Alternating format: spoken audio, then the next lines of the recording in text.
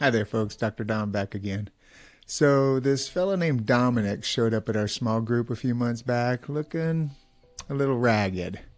And since it's an addiction recovery group, we all recognized a guy who had had less than a week of sobriety.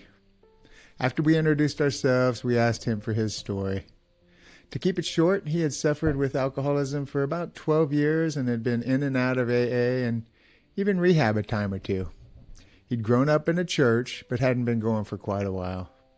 His wife attended a mid-sized, non-denominational Christian church that she loved, so he began to wonder if perhaps going with a more Bible-based program might give him greater strength to avoid the relapses that seemed to be getting worse. So she introduced him to the pastor of the church, and the man was very nice and listened to all of Dom's struggles.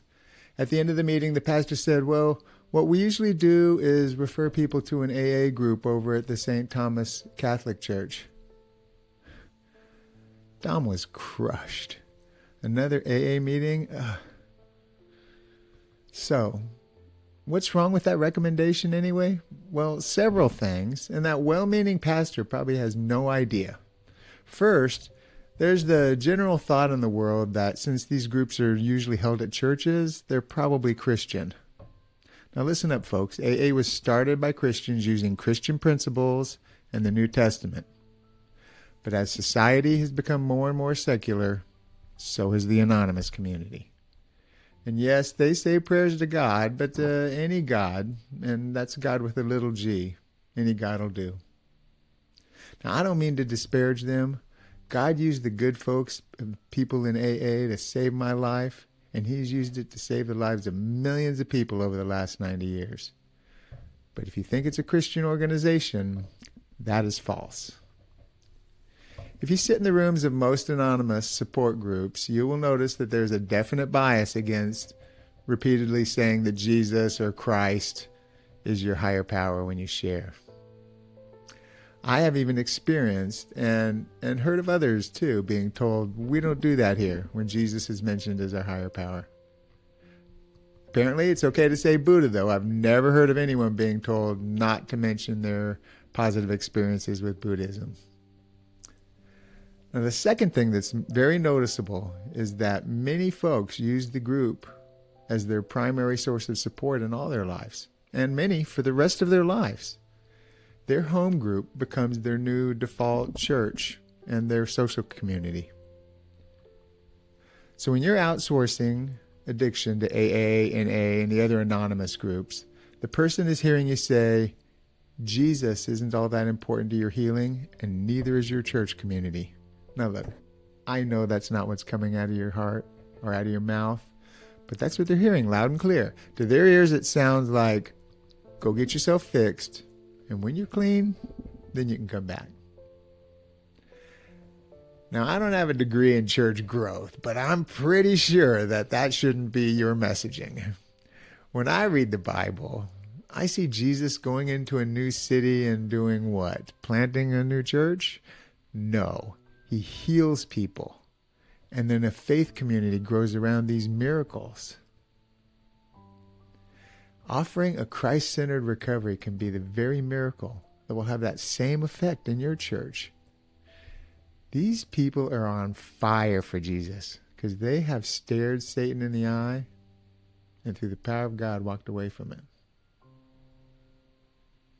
Another very important reason to have a recovery ministry as a core tool in your church is the fact that about 20% of the folks in your church could be diagnosed with an addiction.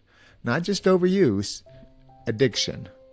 9% alcohol, 4 or 5% other chemicals, 5% gaming and gambling. And I mean, who knows how big sexual compulsive behavior and porn is? Very conservatively, 6% addiction. So next Sunday, look out over the congregation and know that across all demographics and all socioeconomic strata, at least 1 in 5 are addicted, and they are desperately in need of help. This is a core ministry that supports all other ministries that most churches identify as vital. You want strong marriages? Then you need to work on addiction. You want healthy youth seeking Christ? Work on the addiction in their homes. Does your church have a heart for parenting, foster parenting, or for prison ministries? Let's say about 70 to 80% addiction penetration contributing to those problems. Every ministry in your church benefits from an addiction ministry. And yet most churches look at it as kind of an uncomfortable side hustle.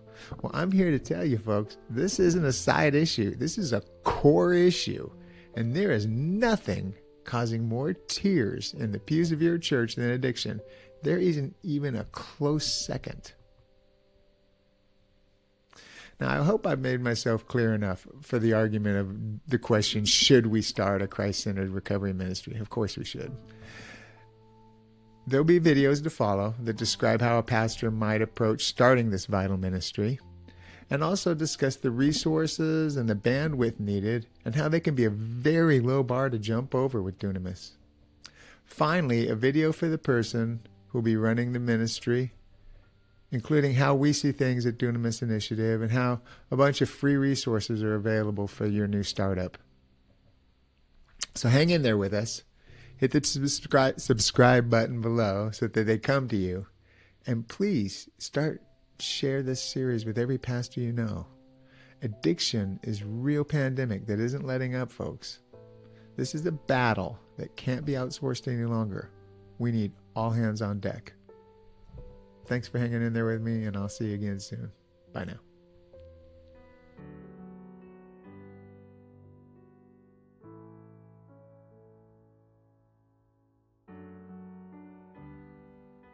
Just a reminder, the Dunamis Effect is a Christ-centered 12-step recovery program and not medical care.